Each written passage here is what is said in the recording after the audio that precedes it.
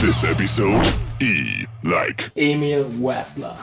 Werstler is mostly known for his style combining gypsy guitar and gypsy music and jazz and bebop music and metal and shredding in a really cool and intense way. And today we're going to take a deeper look into his kind of style and his kind of playing and his biography, his gear, the bands that he have played and the music that he made and all that stuff around Emil. And at the second half of this video I'm going to show you a lick in the style of Emil Werstler. So stay tuned for the lick in the ending and let's start with the biography of Emil Werstler.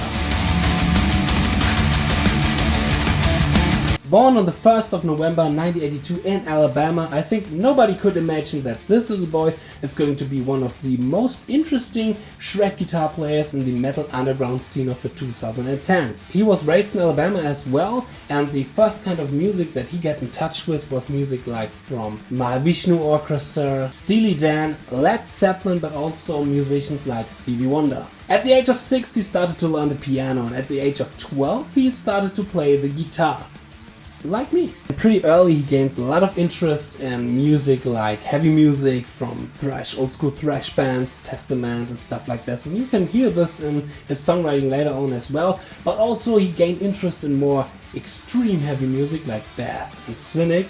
But as he gets older he gained more and more interest in jazz musicians or jazz guitar players, especially like Pat Martino, Django Reinhardt, George Benson and all those kind of interesting and cool jazz guitar players. At the age of 18 he decided to study music and go to college and moved from Alabama to Atlanta to learn from the Atlanta Institute of Music.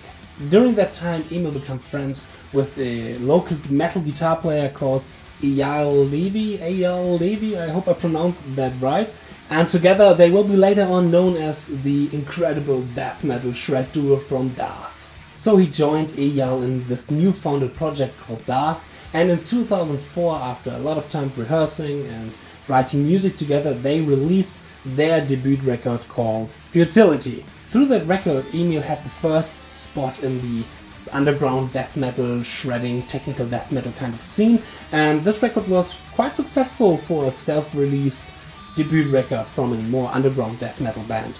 They start touring with it, they gain more and more success, more and more people, and the next record followed in the year 2007 and it's called The Hinderers. It was released through Roadrunner Records this time, so they got a major label deal here. This record overall had some really great and positive reviews and critiques from all kinds of metal magazines, and it was received pretty well from the underground death metal scene as the second record from Darth. Especially the guitar work is pretty intense and pretty cool on this record, like you will see on this clip here.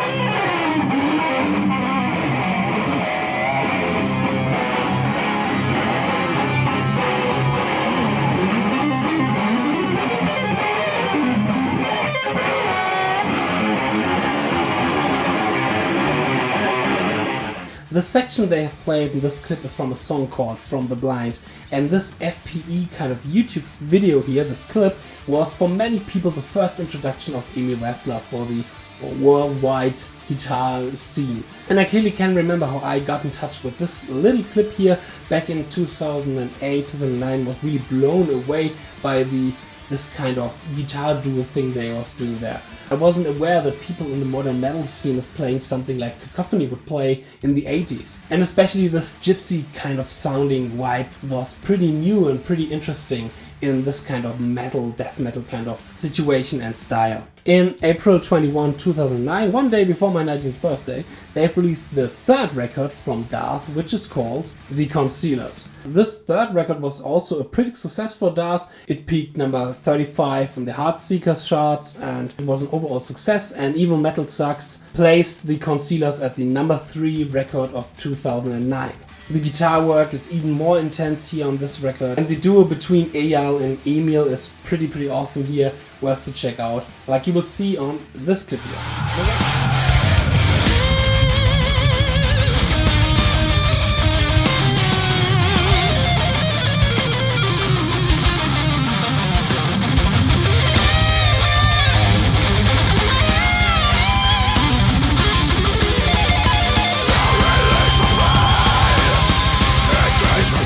The record was a little bit more commercial, but this gained a little bit more attention, of course, and they've played, or they toured with Unearthed together, or played on the Ozfest, the legendary festival by Ozzy Osbourne. During touring and writing new songs for Darth, Eyal and Emil, the guitar duo of doom, of death metal, released a collaborative album called The Avalanche of Worms on April 20, 2010, 2 days before my 20th birthday.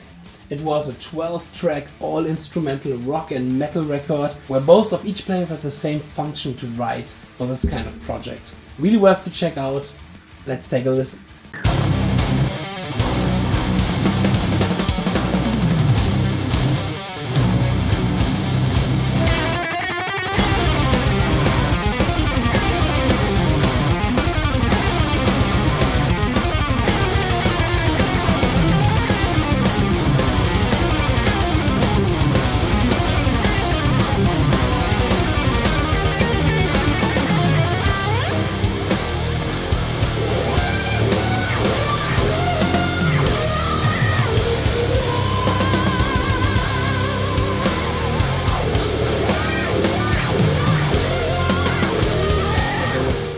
It had some mixed reviews, but for Metal Sucks it was, for example, the best record of 2010 so far in that time where this one was released.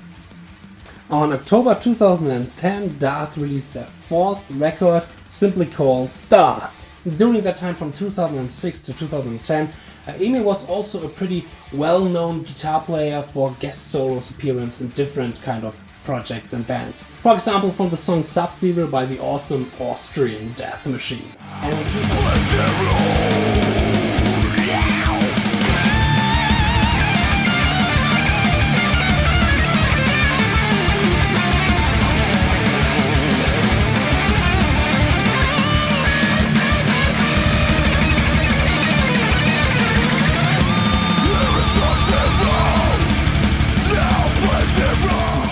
And in 2011, the band Chimaira was coming back to Emil, was asking him if he could help out and do some duties for bass guitar there. And in 2012, it was confirmed that Emil is going to replace Rob Arnold, the lead guitar player from Chimaira so far, and doing the lead guitar posten, and Jeremy Creamer from Darth is taking on Emil's previous bass duties. In 2012, on December 2012, they appeared on the Christmas 13 EP from Chimaira, and then in 2013 they released the full record with Emil, Crown of Phantoms.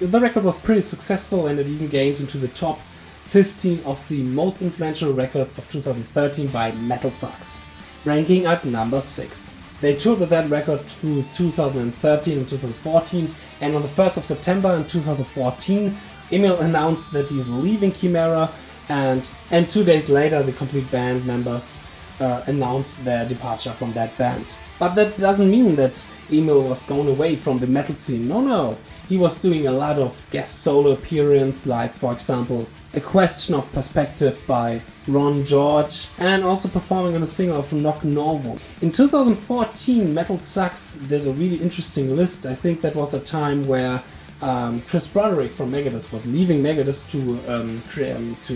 to form Act of Defiance, and there was a list where where Metal Sucks was ranking modern or new guitar players as their favorite for who's going to be the next lead guitar player in Megadeth.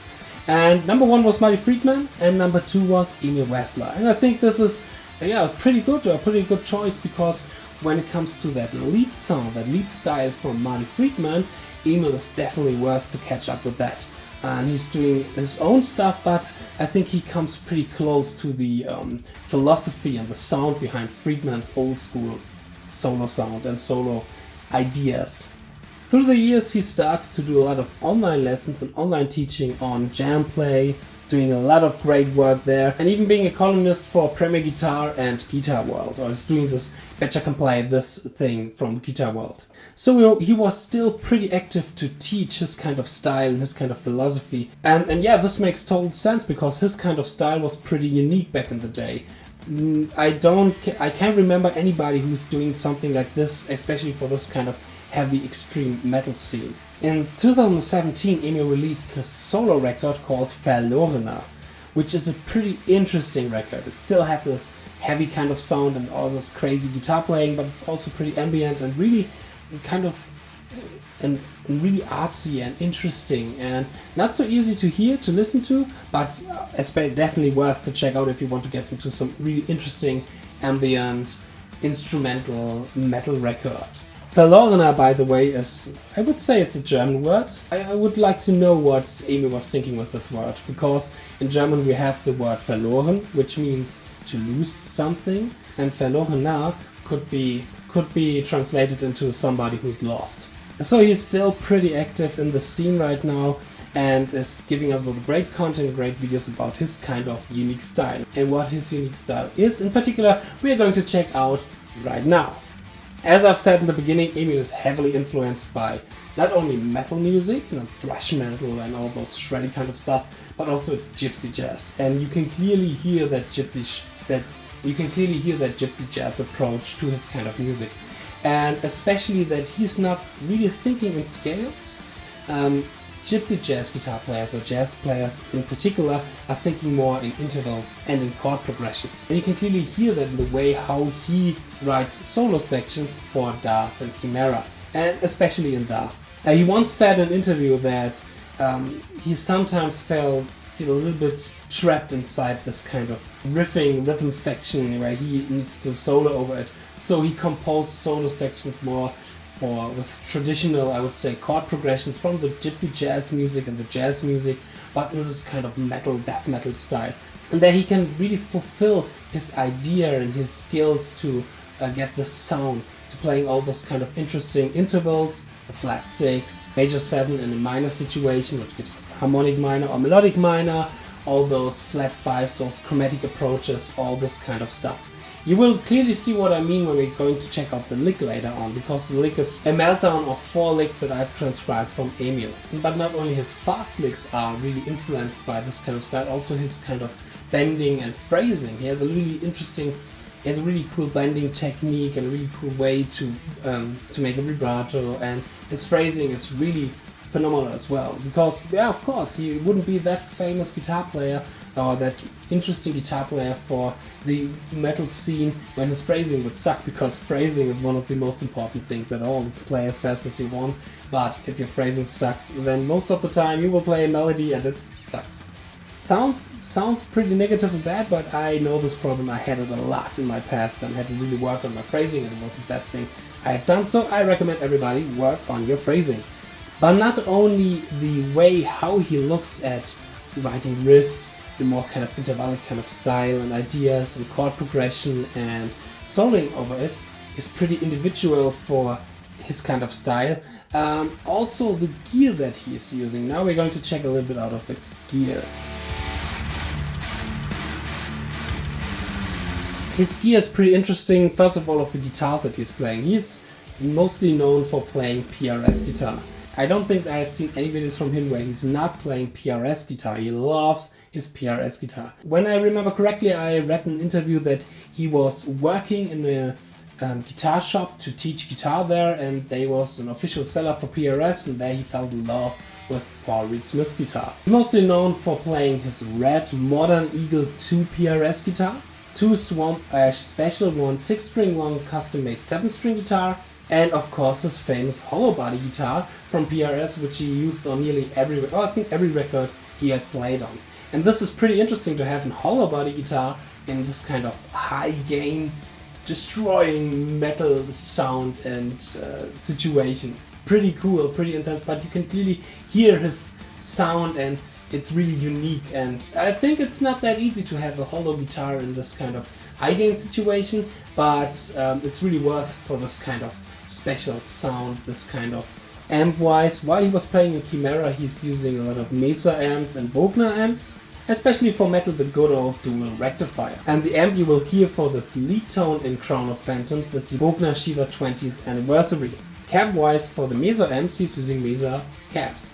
But for the Bogner, I chosen a pretty interesting cab solution, Omega Enclosure cab. It's a 212 cab, and it's usually a cab, a go-to cab for jazz gigs, or I would say pickup gigs, and not really made for big halls and for this kind of metal sound. But it's this way to get this unique kind of lead sound and this kind of, again, this combination of the jazz philosophy and the metal, extreme metal philosophy combined in his gear as well. And I think this is a really cool aspect of his kind of playing, that not only the music that he is playing and the notes that he is playing and how he is playing those notes is a representation of his kind of style and his goal to combine jazz and metal, but you can also see it in his gear, and I think this is pretty awesome, and not a lot of players are doing this in this kind of focused and unique and traditional way. Okay, so much for his gear. Now let's go to the fun part of this video, the lick in the style of Emil Werstler. Here we go.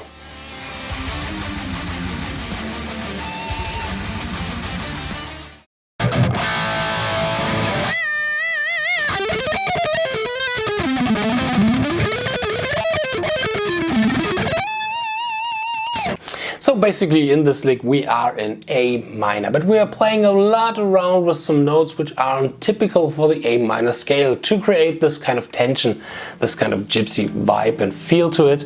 And we're starting off with an A minor 7 arpeggio, but with a flat 5 instead of the normal 5. Like this. 12, 14, 7 root, minor 3rd on the 13th fret on the B string, and the flat 5 on the 11th fret of the E string. Then we're going to the 15th fret on the E string, the minor 7 again. For the right hand it's pick, sweep, sweep, upstroke. After that we're doing this little chromatical approach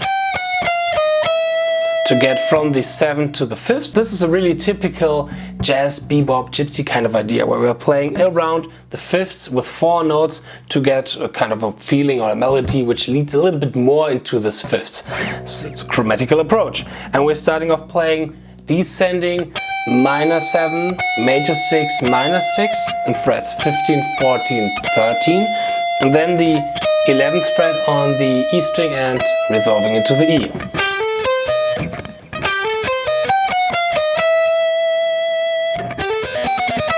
After that we're playing again the minor 3rd of the A minor and the root of the A minor on the B and on the G string. Doing a little hammer on a pull off between the 9th and the minor 3rd on the 12th and the 13th fret of the B string. And going to the major 7 here on the G string on the 13th fret through the A, the root. And then we're playing the 5ths on the D string, the minor 3rd on the A string, 15th fret, the 9 on the A string, 14th fret, and resolving to the A. And the full 4th bar goes like this.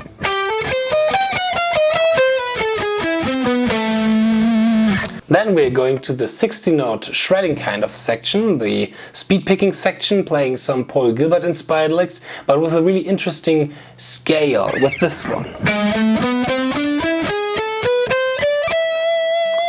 And in this sequence, or this kind of scale, we have the minor 7, the root, the 9, minor 3rd, 4th and 5th. And this played an octave higher. The sequence goes like this.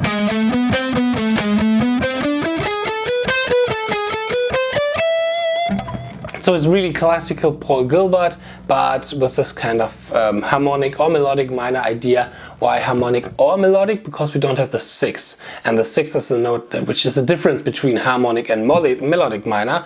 In harmonic minor we have the minor 6, and melodic minor we have the major 6, but here we don't have any 6. So it could be both, or it has this kind of own unique sound.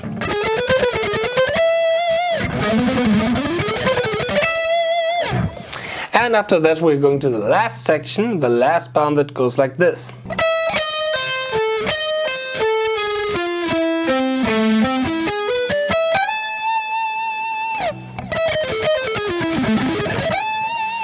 Here the first sequence is a 4-note phrase, and we're starting on the 5th, going to the flat 5, the minor 3rd, and the root. Then we're jumping straight to the flat 5 here on the E string, the 16th fret, and playing the next 4-note phrase. Flat 5, minor 3rd, root, major 7.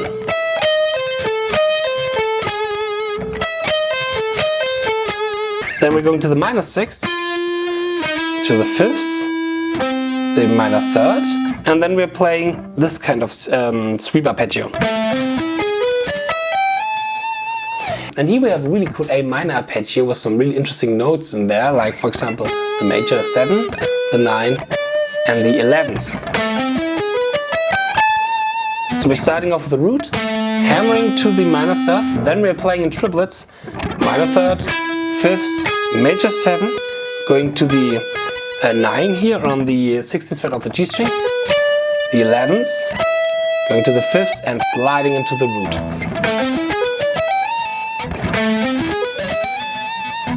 And the lick in slow goes like this. 1, 2, 3.